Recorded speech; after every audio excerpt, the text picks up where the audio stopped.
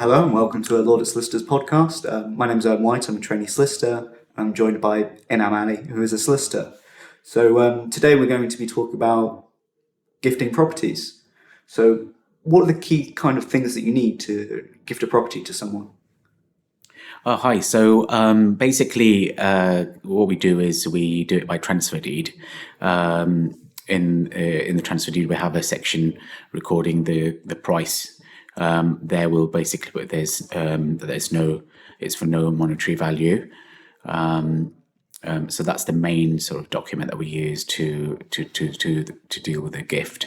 And am I right in thinking that beforehand we carry out ID checks and anti-money laundering checks on the client? Absolutely, yeah. So we do that as standard. That's part of our client onboarding procedure.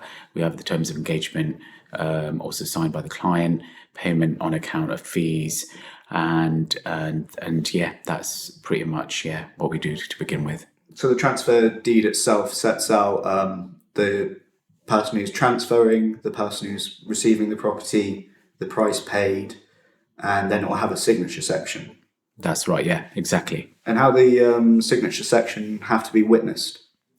So it needs to be done independently. So it has to be an independent witness, somebody who's not related to the person who's signing by blood or marriage. So it can be, a friend, or it can be a colleague at work. Anybody really who's, as long as it's not sort of related to that person. Yeah. Are there any other documents involved?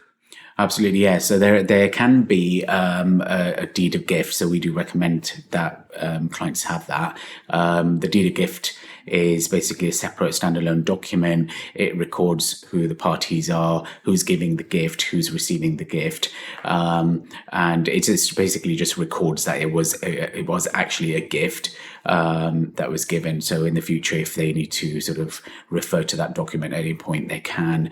Or if somebody like another organization asks for a copy of that, to prove that it was a gift, they can produce that document, which will prove that, hopefully.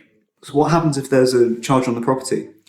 So if there's a charge on the property, then that does complicate it slightly.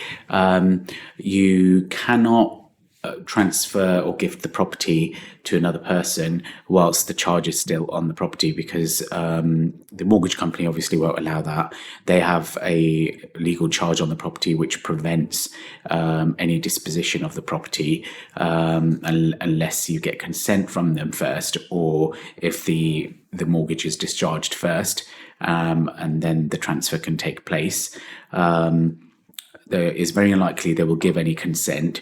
They always prefer to have the person who has the loan from them to also be the registered proprietor of the property, and you can't add additional parties to the ownership without their permission, and usually that would require the new additional party to be also join on to the mortgage itself. So it is a small hurdle.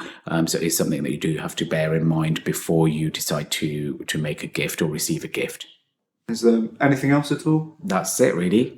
We just submit the transfer deed to the land registry, and then once they've sort of processed the application, they'll issue the new title register confirming who the new owner is of the property. Okay, well, thank you for listening. And if you want to transfer a property by way of gift, then please feel free to contact us. Thank you.